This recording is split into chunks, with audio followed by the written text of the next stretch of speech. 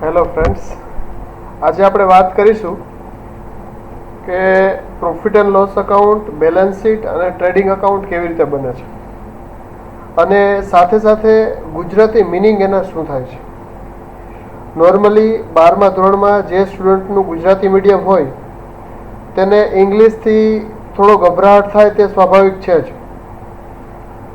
હું તમને ફર્સ્ટ કહી દઉં કે MS યુનિવર્સિટી ફર્સ્ટ યરમાં તમને ઇંગ્લિશમાં બધી જ સબ્જેક્ટ ભણવાના આવશે અને એની સાથે સાથે અમારે ઇંગ્લિશમાં જ પરીક્ષા આપવાની રહેશે.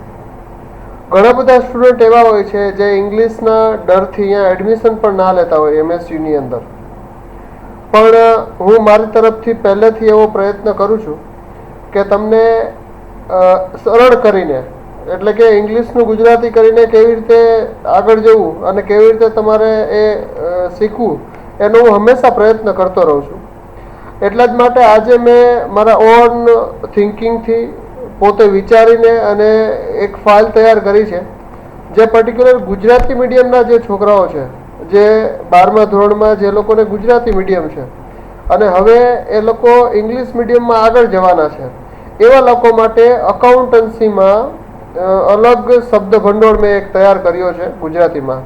તો એમને બેઝિક અન્ડરસ્ટેન્ડિંગ ક્લિયર થાય કે મારે શું કેવી રીતે અહીંયા ભણવાનું હોય છે. નોર્મલી આપણે જોઈએ ને તો તમે 12મા ધોરણની અંદર 3 વસ્તુ બનાવતા હતા અકાઉન્ટમાં. પહેલાં તો તમે વેપાર ખાતું બનાવતા હતા, પછી એક નફા નુકસાન ખાતું બનાવતા હતા અને પાકું સરવૈયું બનાવતા હતા. હવે પ્રશ્ન એ છે કે અહીંયા એ વેપાર ખાતું, નફા નુકસાન ખાતું અને પાકું સરવૈયું એ તમારે ભૂલવું પડશે અને એની જગ્યાએ ઇંગ્લિશમાં એ ત્રણેય અકાઉન્ટને શું કહેવાય અને એની અંદર જે વિગત તમે ભરો છો, જે તમે આમ નોંધ કરો છો, એનું કેવી રીતે ઇંગ્લિશમાં કન્વર્ઝન કરવું અને કેવી રીતે આગળ જવું, એના માટે મેં અહીંયા તમારી સામે એક વિડીયો બનાવવાનો પ્રયત્ન કર્યો છે. સૌથી પહેલાં તમે જે સ્ક્રીન ઉપર ફાઇલ જુઓ છો તેમાં લખ્યું છે ટ્રેડિંગ અકાઉન્ટ અને બાજુમાં એનું ગુજરાતી લખ્યું છે વેપાર ખાતું. તમે 12મા ધોરણની અંદર ખાતા બનાવતા, ખાતું એટલે અકાઉન્ટ અને વેપાર એટલે ટ્રેડિંગ. આ એક ટ્રેડિંગ અકાઉન્ટ અહીંયા મેં પ્રિપેર કર્યું છે. તમને ખબર છે કે ટ્રેડિંગ અકાઉન્ટનો તમે કાચો નફો પ્રોફિટ એન્ડ લોસ અકાઉન્ટમાં એટલે કે નફા નુકસાન ખાતામાં લઈ જતા હતા અને નફા નુકસાન ખાતામાં જે બી ચોખ્ખો નફો આવે તે તમે બેલેન્સ શીટમાં લઈ જતા હતા. આટલું તો તમને ખ્યાલ જ છે કે તમે વાર્ષિક હિસાબો કેવી રીતે તૈયાર કરો છો તે તમને આવડે છે. ખાલી ફરક એટલો છે કે અહીંયા ઇંગ્લિશ મીડિયમમાં છે એટલે તમને થોડી તકલીફ પડશે. તો અહીંયા 1 બાય 1 કરીને બધી જ આઈટમો, જે આઈટમો આપણે વાર્ષિક હિસાબોમાં લખતા હતા, જે આઈટમોની આપણે આમ નોંધ કરતા હતા, તે બધી આઈટમો અહીંયા એક વખત ગુજરાતી કરીને સરળ ભાષામાં આપણે સમજીશું. સૌથી પહેલાં અહીંયા લખ્યું છે ટ્રેડિંગ અકાઉન્ટ એટલે કે વેપાર ખાતું. અહીંયા તમે જુઓ ને, ટ્રેડિંગ અકાઉન્ટ વેપાર ખાતું. એમાં તમે 12થમાં શું ભણતા હતા? તો સૌથી પહેલાં ડેબિટ સાઈડની વાત કરીએ, તમે એક બાજુ લખતા હતા ઉધાર અને એક બાજુ લખતા હતા જમા. હવે અહીંયા તમારે શું લખવું પડશે? Debit and credit. હવે ઉધાર જમા લખવાનું નથી, કારણ કે ઇંગ્લિશ મીડિયમમાં ઉધારને ડેબિટ કહેવાય અને જમાને ક્રેડિટ કહેવાય. એમાં પણ આપણે શોર્ટ ફોર્મમાં લખીશું. દાખલા તરીકે ડેબિટને લખશું DR અને ક્રેડિટને લખશું CR. આટલું આપણે ધ્યાનમાં રાખીશું. પછી તમે જે વિગત લખતા હતા તે વિગતને કહેવાય પર્ટિક્યુલર્સ. આપણે પર્ટિક્યુલર લખીશું. પછી તમે લખતા હતા રકમ, રકમ એટલે અમાઉન્ટ, એ અમાઉન્ટ લખીશું. એવી જ રીતે ક્રેડિટ બાજુ પણ એવું જ લખીશું, પર્ટિક્યુલર અને રકમ, અમાઉન્ટ. હવે આપણે આગળ જઈએ તો સૌથી પહેલા ટ્રેડિંગ અકાઉન્ટમાં તમે શું લખતા હતા?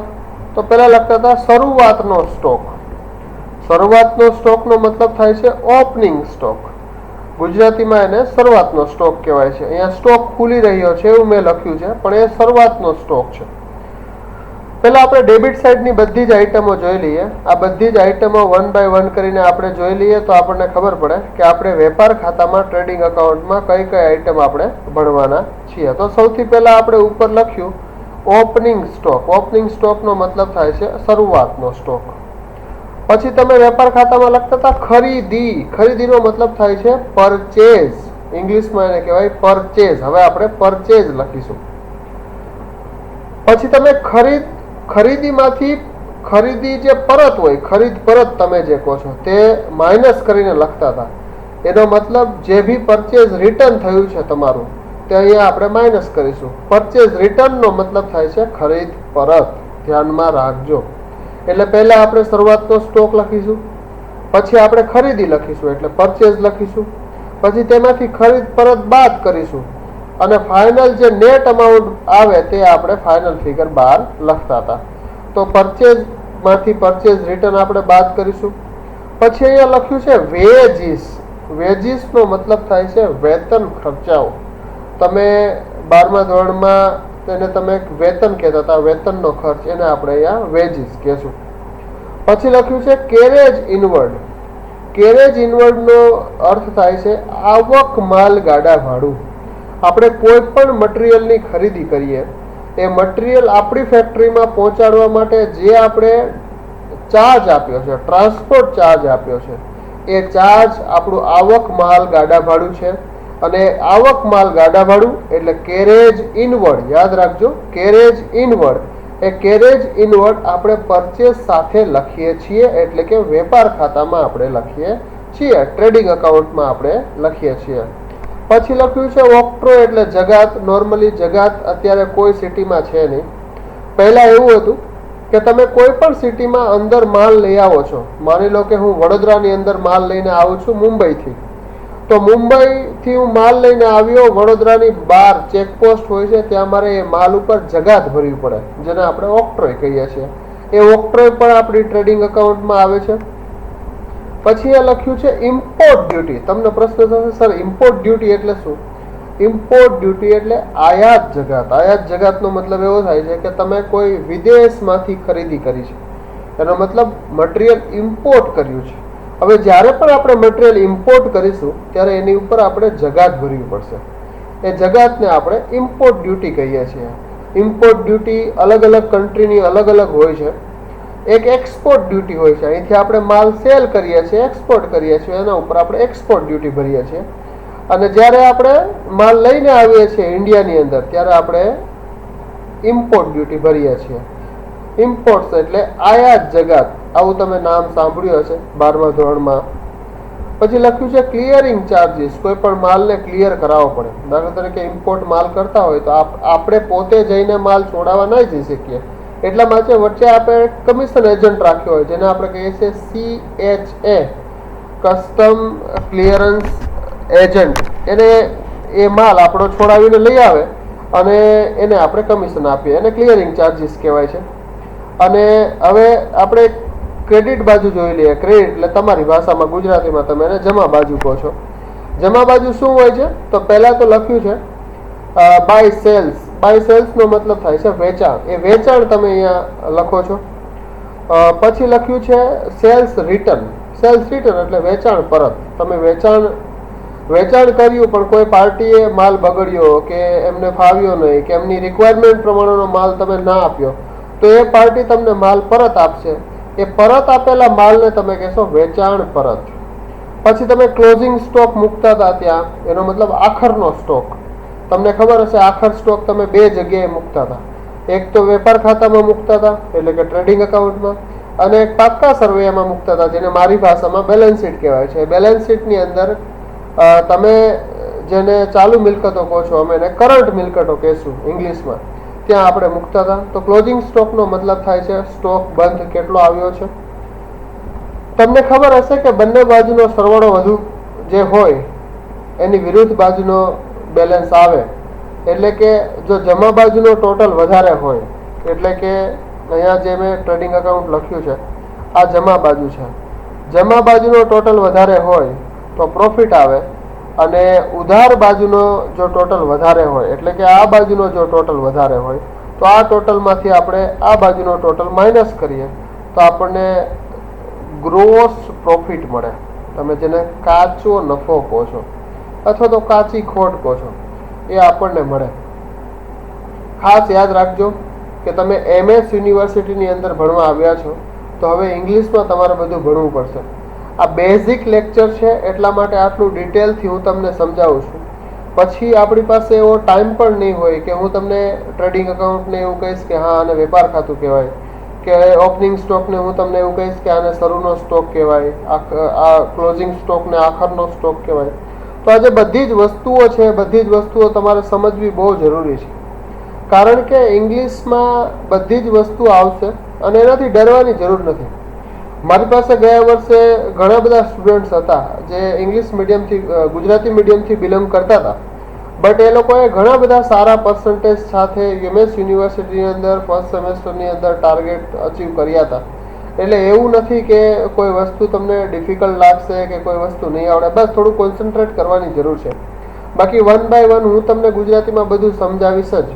તો ટ્રેડિંગ એકાઉન્ટ એટલે વેપાર ખાતું, તમે ઉધાર લખતા હતા તે એટલે ડેબિટ બાજુ, તમે જમા લખતા હતા તે એટલે ક્રેડિટ સાઇડ. ઉધારને ડીઆર કહેશું, ક્રેડિટને સીઆર કહેશું. આ બેઝિક અન્ડરસ્ટેન્ડિંગ છે, આપણે લઈ લીધી. પછી તમે જે વિગત લખતા હતા તે એટલે પર્ટિક્યુલર્સ, રકમ લખતા હતા તે અમાઉન્ટ. એવી રીતે જમા અને ઉધાર બાજુ બંને બાજુ પર્ટિક્યુલર્સ અમાઉન્ટ હશે, પર્ટિક્યુલર અમાઉન્ટ હશે, એ તમારે ધ્યાનમાં રાખવાનું છે. પછી opening stock, purchase, purchase return, wages, carriage inward, octroi, clearing charges, import duty, આ બધી ડેબિટ બાજુની આઇટમ છે. હવે અહીંયા એક ખાસ વસ્તુ ધ્યાન એ રાખવાની છે કે અહીંયા તમે કેવા ખર્ચા લખશો, વેપાર ખાતામાં કેવા ખર્ચા લખશો, તો કે જે ડાયરેક્ટ એક્સપેન્સીસ છે. હવે તમને એવું થશે સર ડાયરેક્ટ એક્સપેન્સીસ ને ઇનડાયરેક્ટ એક્સપેન્સીસ એટલે શું? તો એક તો તમે ખરીદી લખો છો, અહીંયા ખરીદીના ખર્ચા લખો છો, અને સાથે સાથે તમે જે મેન્યુફેક્ચરિંગ કરો છો એનો મતલબ કારખાનાના ખર્ચાઓ તમે અહીંયા લખો છો. તમે જેને પ્રોડક્શન કોસ્ટ કહો છો તો ડાયરેક્ટ પ્રોડક્શન કોસ્ટ બધી આપણે અહીંયા લખીશું, એ ધ્યાનમાં રાખવાની છે. ડાયરેક્ટ કોસ્ટ બધી આપણે અહીંયા લખીશું, એ ડિટેલમાં આવશે ત્યારે હજુ આપણે સમજશું, એનાથી ગભરાવાની જરૂર નથી. એવી જ રીતે તમે ક્રેડિટ સાઇડ જે તમારી છે તે ક્રેડિટ સાઇડ તમે લખ્યું છે sales, sales return, closing stock, અને જે પણ તમારું આવે તે તમે પ્રોફિટ એન્ડ લોસ એકાઉન્ટમાં સ્થાનાંતરિત કરી દેશો. એનો મતલબ તમે કેરી ફોરવર્ડ કરી દેશો. હવે ખાસ અહીંયા ધ્યાન રાખવાનું છે કે તમે જે બી બેલેન્સ આવે એ બેલેન્સ તમે પ્રોફિટ એન્ડ લોસ એકાઉન્ટમાં ટ્રાન્સફર કરી દેશો. તો આશા રાખીએ તમને વેપાર ખાતામાં બધી ખબર પડી ગઈ હશે. વેપાર ખાતું એટલે ટ્રેડિંગ એકાઉન્ટ. હવે આપણે મૂવ થઈએ છીએ પ્રોફિટ એન્ડ લોસ એકાઉન્ટ બાજુ, કે પ્રોફિટ એન્ડ લોસ એકાઉન્ટ શું છે? પ્રોફિટ એન્ડ લોસ એકાઉન્ટ એ તમારું નફા નુકસાન ખાતું છે. તમે ભણ્યા હશો 12th ની અંદર કે નફા નુકસાન ખાતું તમે કેવી રીતે બનાવો છો. એ નફા નુકસાન ખાતું એટલે તમારું પ્રોફિટ એન્ડ લોસ એકાઉન્ટ છે. પ્રોફિટ એન્ડ લોસ એકાઉન્ટમાં પણ બે બાજુ હોય છે તમારી, એ એક ઉધાર બાજુ અને એક જમા બાજુ. એ ઉધાર બાજુ અને એક જમા બાજુને પણ તમે ડેબિટ ક્રેડિટ કહેશો, એટલે ડીઆર અને સીઆર કહેશો. અહીંયા મેં લખ્યું છે પ્રોફિટ એન્ડ લોસ એકાઉન્ટ, નફા નુકસાન ખાતું. પર્ટિક્યુલર્સ વિગતો, અમાઉન્ટ વિગતો અને રકમ અહીંયા તમને મેં લખી આપ્યું છે. બહુ સારો વિડીયો છે. જે લોકોએ ગુજરાતીમાંથી ઇંગ્લિશમાં આવવું છે એ લોકો માટે તો બહુ સરસ આ વિડીયો છે. કારણ કે એ લોકોને પહેલાં જ જે અન્ડરસ્ટેન્ડિંગ હોય તે લોકોને આ જ ડર હોય કે ગભરામણ હોય કે મને પ્રોફિટ એન્ડ લોસ એકાઉન્ટ, નફા નુકસાન ખાતું કેવી રીતે સમજી શકીશ. તો મેં એક બહુ સારો પ્રયત્ન કરેલો છે ગુજરાતી મીડિયમના છોકરાઓ માટે કે આને શું કહેવાય. ઘણી બધી મારે પણ મહેનત થઈ છે. તો તમે આ ધ્યાનથી જોજો, તમને ડેફિનેટલી સારો લાગશે અને એ તમને સારો ઉપયોગી નીવડશે.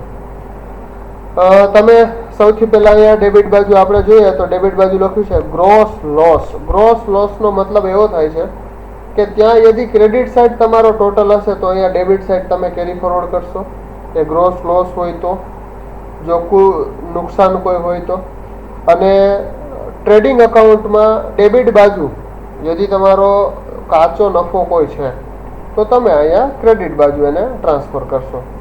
બીડીનો મતલબ થાય છે બ્રોડ ડાઉન અને સીડીનો મતલબ થાય છે ક્રેડિટ ડાઉન. તો એ પણ આપણે અહીંયા ધ્યાન રાખીશું. પહેલાં આપણે સૌથી પહેલાં ડેબિટ સાઇડની આઇટમ જોઈ લઈએ કે પ્રોફિટ એન્ડ લોસ એકાઉન્ટમાં આપણે ડેબિટ બાજુ શું શું મૂકીએ છીએ. નોર્મલી ડેબિટ બાજુ જે પણ આપણે મૂકીએ તે આપણા ખર્ચા છે. આવું તમે 12મા ધોરણમાં ભણ્યા છો. એ બધા આપણા ખર્ચાઓ છે.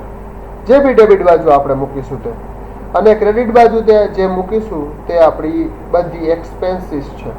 હવે તમને ખબર હશે કે આપણી પાસે બે પ્રકારના ફાઇનાન્શિયલ સ્ટેટમેન્ટ છે. પહેલું વેપાર ખાતું છે અને નફા નુકસાન ખાતું છે, અને એક ત્રીજું છે તમારી પાસે જે પાક્કું સરવૈયું છે જેને આપણે બેલેન્સ શીટ કહીએ છીએ. તો ખાસ ધ્યાન એ રાખવાનું છે કે ઓલ એક્સપેન્સ આર ઓલવેઝ ડેબિટેડ. કોઈ પણ એક્સપેન્સ હોય તે કા વેપાર ખાતામાં ડેબિટ થશે અને કા પ્રોફિટ એન્ડ લોસ ખાતામાં ડેબિટ થશે. આટલું ધ્યાન રાખવાનું છે. ઓકે. કોઈ પણ ઇન્કમ હશે એ ઇન્કમ કાં તો વેપાર ખાતામાં ક્રેડિટ થશે અથવા તો પ્રોફિટ એન્ડ લોસ અકાઉન્ટમાં ક્રેડિટ થશે. એનો મતલબ એવો થયો કે income always credited in trading account અથવા તો નફા નુકસાન ખાતું પ્રોફિટ એન્ડ લોસ અકાઉન્ટ. આ તો આ બંનેની વાત થઈ ગઈ.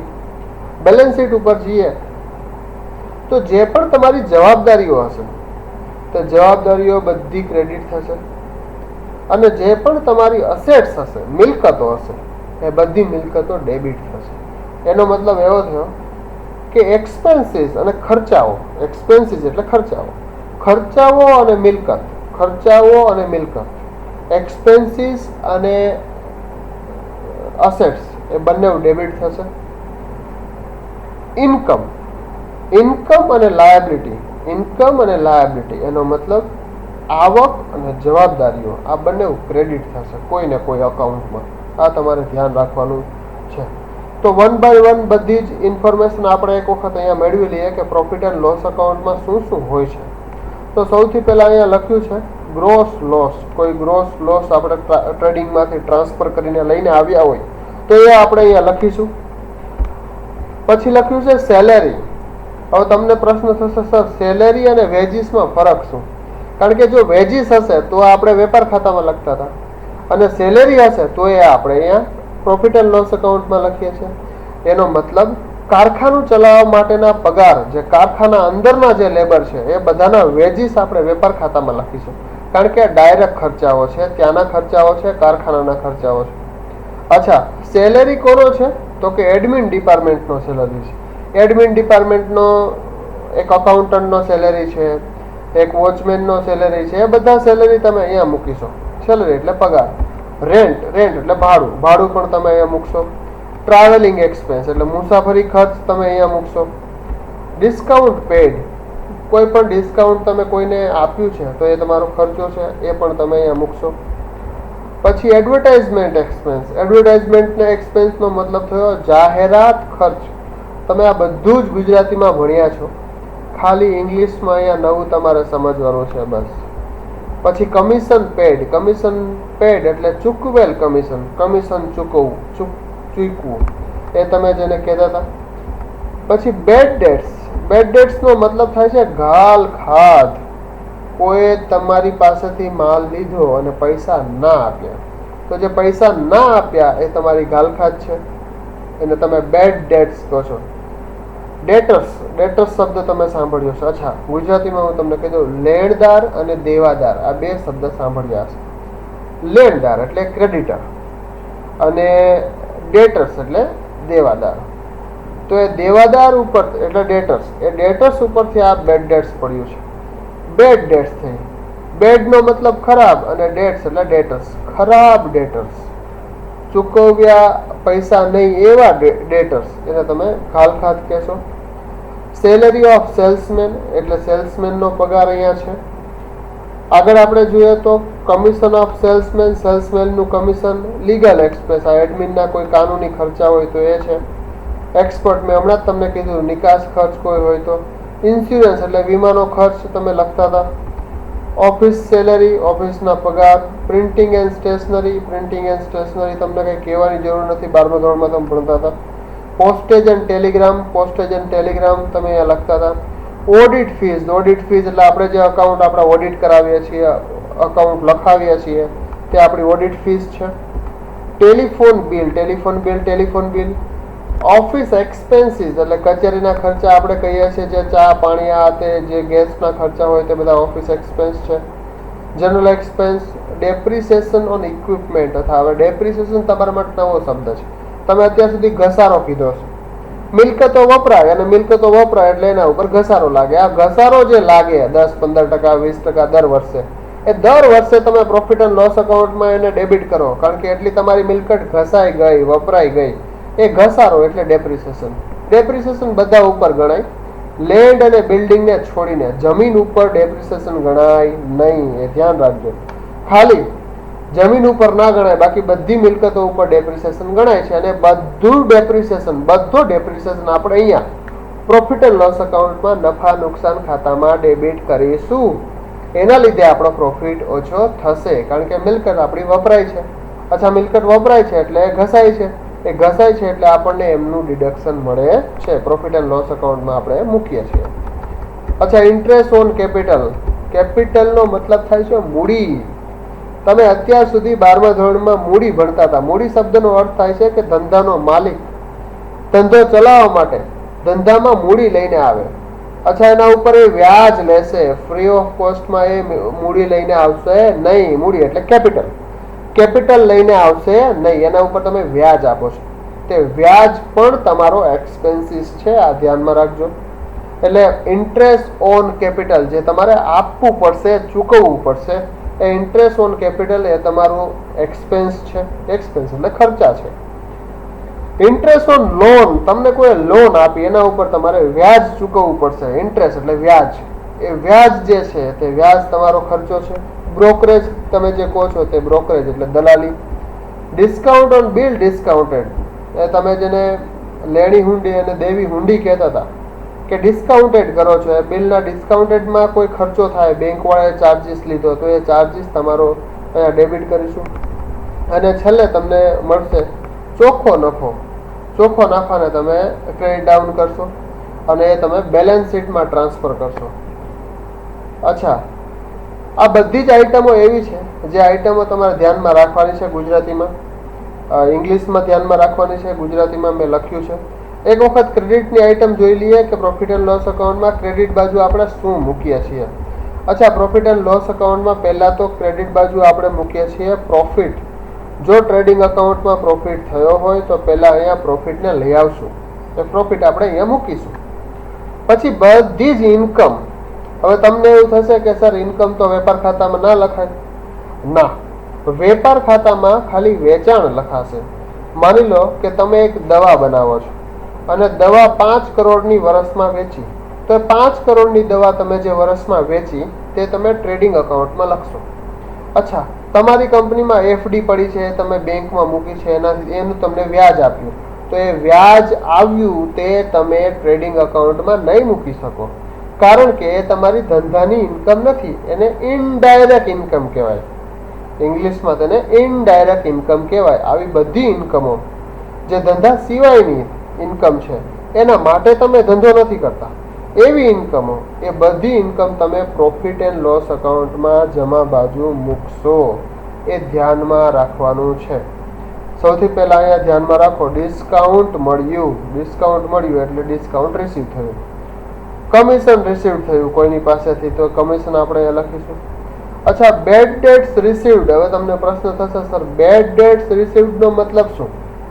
અચ્છા, તમે કોઈ ધંધાને માલ વેચ્યો, કોઈ માણસને માલ વેચ્યો, એ માણસ 1 વર્ષ પછી પૈસા ના આપ્યા એટલે તમે બેડ ડેટ્સ કરી નાખી, પ્રોફિટ એન્ડ લોસ એકાઉન્ટમાં ઉધારી દીધી. અચ્છા, 1-2 વર્ષ પછી એ માણસ પાસે પૈસા આવ્યા અને તમને કીધું કે મિલનભાઈ આ લો પૈસા, મારી પાસે હવે પૈસા આવ્યા છે, તો આવી બેડ ડેટ્સ રિસીવ થશે. હવે એ બેડ ડેટ્સ રિસીવ થશે તો તમારી અધર ઇન્કમ થઈ જશે, તમારી અલગ એક વધારાની આવક થઈ જશે. એ આવકને તમે અહીંયા મૂકી દેશો. કોઈ કમ્પેન્સેશન રિસીવ્ડ વળતર પ્રાપ્ત થયું હોય, તમને કોઈ સ્યુટ ચાલતા હોય કે તમારા કોર્ટમાં કોઈ કેસ ચાલતા હોય, 5-7 વર્ષે એનો નિવાડો આવે અને કોઈ કોમ્પેન્સેશન તમને એક્સ્ટ્રા મળે છે, તો એ તમારું અહીંયા ઇન્કમ છે. બીજી કોઈ મિસલિનિયસ ઇન્કમ હોય, સ્ક્રેપ છે, નાનું મોટું પૂઠા વેચ્યા તે, એ બધી પણ ઇન્કમ આપણે મૂકીશું. એપ્રેન્ટિસ પ્રીમિયમ પણ કોઈ હોય તો નોર્મલી નથી હોતું, પણ એ આપણે અહીંયા મૂકીશું. Rent received. અચ્છા, તમારી એક ફેક્ટરી છે, ફેક્ટરીની બહાર 5 દુકાન એવી છે જે દુકાન તમે રેન્ટ પર આપી છે. અચ્છા, તમારો ધંધો રેન્ટ ઉપર આપવાનો નથી. બટ એમને પડી છે એટલે રેન્ટ ઉપર આપી છે, તો એ ઇનડાયરેક્ટ ઇન્કમ થઈ. એ ઇનડાયરેક્ટ ઇન્કમ જે છે તે ભાડું મળ્યું. ઇનડાયરેક્ટ ઇન્કમ એટલે રેન્ટ રિસીવ્ડ. એ રેન્ટ રિસીવ્ડ પણ આપણે અહીંયા મૂકીશું. રોકાણ પર આવક, એનો મતલબ તમે કોઈ શેર્સમાં ઇન્વેસ્ટ કર્યું છે. રિલાયન્સના ધીરુભાઈ અંબાણીના શેર લીધા છે, મુકેશ અંબાણીના, તો એ તમને ડિવિડન્ડ આપશે. ટાટાવાળા ડિવિડન્ડ આપશે. એ ડિવિડન્ડની જે ઇન્કમ છે તે તમારી ઇનડાયરેક્ટ ઇન્કમ છે, તે પણ તમે અહીંયા પ્રોફિટ એન્ડ લોસ અકાઉન્ટમાં મૂકશો. Interest on drawing.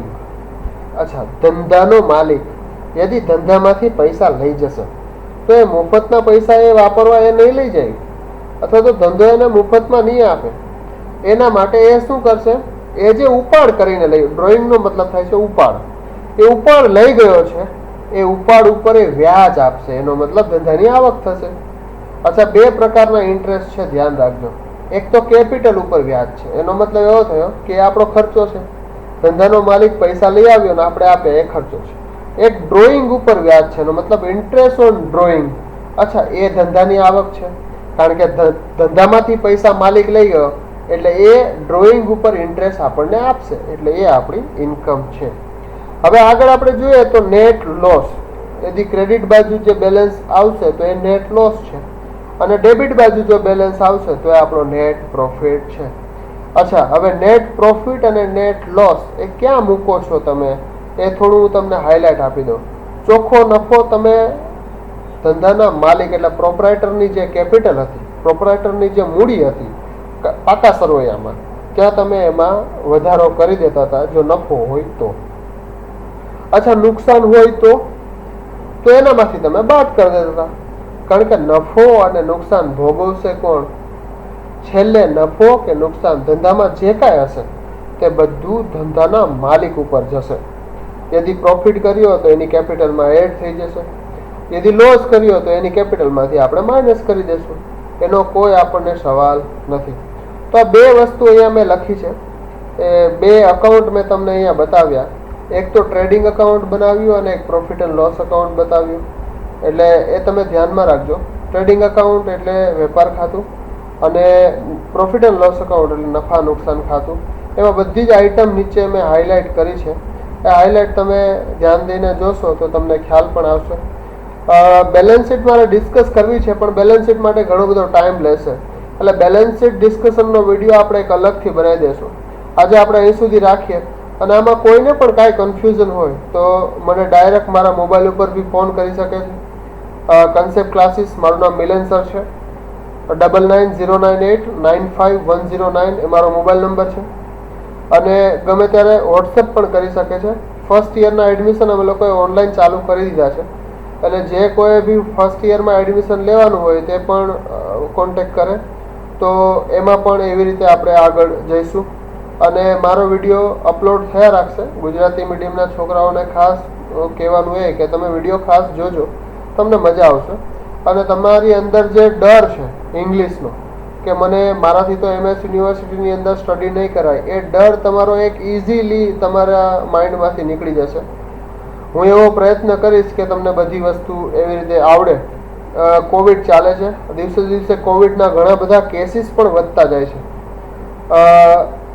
તો ઘરમાં રહેવું, સેફ રહેવું અને ફેમિલીને બચાવીએ, આપણા દેશને બચાવીએ અને સેનિટાઈઝ કરીએ કે ટચ ના કરીએ, તો થોડું પ્રિકોશન્સ રાખીને આપણે આગળ જઈએ એવી આજે હું બધાને રિક્વેસ્ટ કરું છું. અને નેક્સ્ટ વિડીયોમાં આપણે બેલેન્સ શીટનું ડિસ્ક્રિપ્શન જોશું કે બેલેન્સ શીટ ગુજરાતીમાં કેવી હોય અને ઇંગ્લિશમાં એને કેવી રીતે બનાવશું.